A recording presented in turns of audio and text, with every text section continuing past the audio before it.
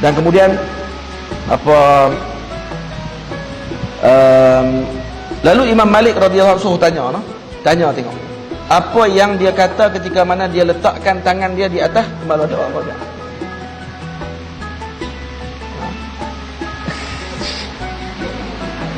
Nah, fasa'aluha, lalu ditanya, faqalat, maka lelaki tadi perempuan tadi jawab, qultu qala ma 'asa hadzal farju rabbah.